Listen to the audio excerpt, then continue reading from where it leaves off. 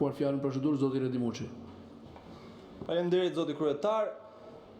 Po na propozoni një rezolut për shpalljen e Republikës së Iranit si shtet që mbështet terrorizmin, ndërkohë vendet e Bashkimit Evropian me të drejtë kanë shpallur Gardën Iraniane Revolucionare si organizatë terroriste për hir gjithë atyre të rinjve të rejave që kanë protestuar në sheshet e Tehranit dhe janë përballur me represionin e regjimit.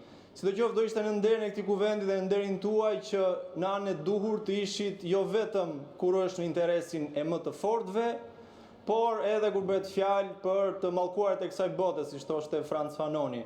Sepse nuk ka hipokrizi më të madhe se sa të na paraqisni këtë rezolut ndërkohë që kryeministri juaj dhe për turpin tim e gjithë shqiptarëve edhe yni, shkoi dhe u në gjunjë përballë Benjamin Netanyahu, një njeri i cili ka një urdhër arrest nga gjykata penale ndërkombëtare për krime kundër njerëzimit dhe krime lufte, dhe i cili e përdori shtetin e Izraelit për të masakruar 70.000 civil palestinez, ndër të cilët 20.000 fëmijë. Kjo rezolut në fakt duhet përmbante edhe kërkesën për dhënien fund të një konflikti dhe të një lufte pas një logjik, pas një plan, pa objektiva të qartë, por me pasoja të rënda ekonomike dhe destabilizuese për rajonin dhe botën. Është një luftë jo e nisur nga NATO-ja, që nuk mbështetet nga asnjë prej vendeve të Bashkimit Evropian dhe nuk ka marrë miratimin as të Këshillit të Sigurisë në Organizatën e Kombeve të Bashkuara dhe as të Kongresit Amerikan. Ne në Lëvizjen Bashkë kemi denoncuar represionin e shtetit iranian ndaj popullsisë vendaseve këtu e 15 vjet shkuara, kështu që vazhdojmë ta denoncojmë, sidoqoftë që të jemi serioz, do duhet që para se të na paraqisnit këtë rezolut, të kishit miratuar para pak muajsh rezolutën që dënon gjenocidin e shtetit serb ndaj Kosovës. Faleminderit.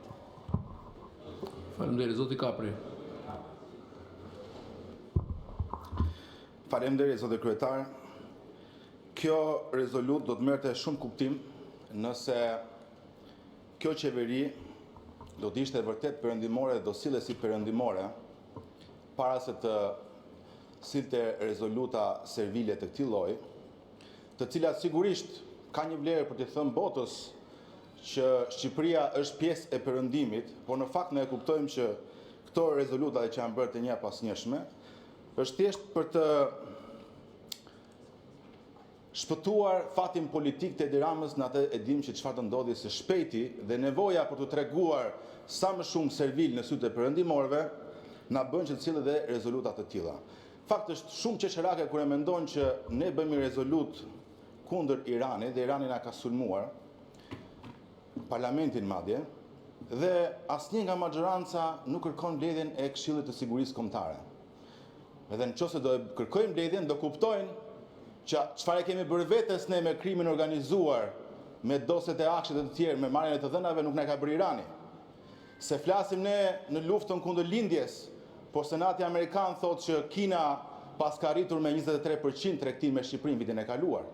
Çfarë vendi perëndimor është ky?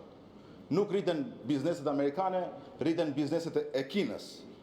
Në fakt, çfarë u bëhet shqiptarëve këtu ngjan shpesh edhe se çfarë u bën ajo garda iraniane popullsisë së vet atje. Ja u them unë, lutem ta mbaroj. Ka 2 muaj që ndodhi protest në një fshat katolik të Shqipërisë për të drejtën e pronës.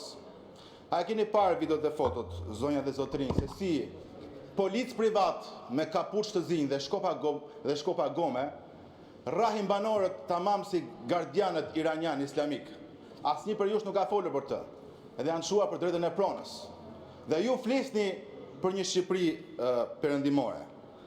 Dhe në fakt, Shqipëri perëndimore që çmimi i naftës rritet pa u bllokuar ngushtica e Hormuzit, apo ku njerëzit dhunohen pse ecin me monopatina, dhe ç'është më e rënda që po fole për to çështje, po fole për të drejtat e njerëzve në këtë vend, përjashtohesh nga parlamenti. Kjo nuk është Shqipëri perëndimore. Dhe ç'është më e rënda sërish, zonja dhe zotrinj, nëse ne do të ishim vërtet një vend që do ishim afër perëndimit, nuk do vendosnin mbrojtje politike siç bët me zonjën Balluku. Shqipëria sot është më larg nga perëndimi se asnjëherë më përpara dhe kjo bëhet vetëm për fatin politik të Edi Ramës, i cili tashmë ka vendosur që integrimi i Shqipërisë të mos kalojë nga Brukseli por të kalojë nga Beogradi. Kjo është fatkeqësia juaj dhe e maxhorancës tuaj ilegjitime tashmë. Faleminderit. Fjala për kryetarin e grupit parlamentar Partia e Lirisë, zoti Blushi, nuk ndodhet në sallë. Fjala për kryetarin e grupit parlamentar Aleanca për Ndryshim, zoti Fatmir Mediu, nuk ndodhet në sallë. Fjala për kryetarin e grupit parlamentar të Partisë Demokratike, zoti Gazmend Bardhi, nuk ndodhet në sallë. Kryetari i grupit parlamentar Partisë Socialiste, zoti Balla, e mbajti fjalën e vet. Fjala për kryetarin e Komisionit Çështjeve Evropiane dhe Politikën e Jashtme, zoti Igli Hasani. Zoti Hasani, fjala për ju.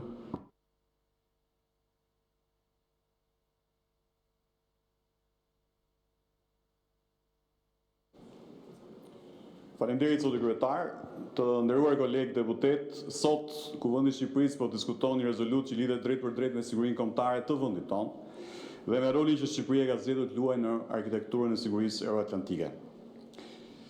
Rezoluta që kemi përpara lidhet me veprimtarinë e Republikës Islamike të Iranit dhe me përdorimin e instrumenteve terroriste dhe hibride për realizimin e objektivave të politikës vetjashme. Prej vitesh, raportet dhe vlerësimet shumëta ndërkombëtare kanë dokumentuar mbështetjen e strukturave shtetërore iraniane për grupet armatosura jo shtetërore, si dhe përdorimin e strukturave proxy për të ushtruar ndikim dhe presion në rajone të ndryshme, përfshirë dhe Ballkanin Perëndimor, përfshirë dhe vendin tonë. E këto zhvillime kanë qenë në qendër tensioneve të rëndësishme ndërkombëtare dhe kanë kontribuar në një klimë pasigurie në disa pjesë të botës. Për Shqipërinë, siç e tha dhe zoti Balla, kjo çështje nuk është vetëm një debat gjeopolitik. Në vitin 2022, institucionet e Republikës Shqipërisë u përballën me një sulm të rëndë kibernetik ndaj infrastrukturës shtetërore, ishte një akt i paprecedent ndaj një vendi antar të NATO-s dhe ndaj institucioneve tona demokratike. Hetimet dhe vlerësimet e partnerëve tanë ndërkombëtar e lidhen këtë sulm me Republikën Islamike të Iranit. Kjo ngjarje dhe shumë të tjera që kanë ndodhur që nga ajo kohë tregojnë qartë se kërcënimet ndaj sigurisë së shteteve sot nuk shfaqen vetëm në forma konvencionale, por edhe përmes operacione kibernetike dhe mjeteve të tjera hibride që synojnë të targetojnë institucionet dhe funksionimin e tyre.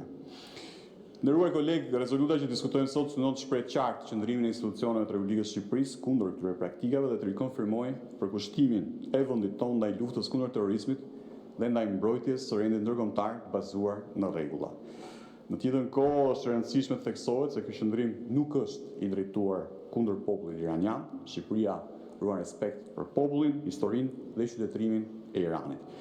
Rezoluta jonë lidhet vetëm me veprimet e strukturave e institucioneve që përdorin terrorizmin, dhunën dhe presionin ndaj shteteve të tjera si instrumente të politikës tyre të jashtme. Shqipëria e ka bërë qartë në mënyrë të vazhdueshme se siguria e saj kombëtare dhe integriteti i institucioneve tona demokratike nuk janë të negociueshme. Sulmet ndaj institucioneve të një shteti sovran nuk mund të relativizohen dhe nuk mund të kalojnë pas një përgjigje, dhe rezoluta që kemi sot përpara është pikërisht një shprehje e qartë e kësaj përgjegjësie.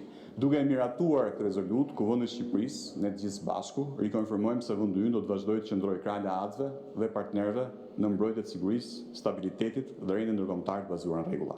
Për këtë arsye, ashtu si dhe kolegu im Balla, ju ftoj ta mbështesim këtë rezolutë. Faleminderit. Faleminderit zoti Hasani. Këtu mbyllen diskutimet, kalojmë procesin e votimit të projekt rezolutës, hapet votimi për prezencën.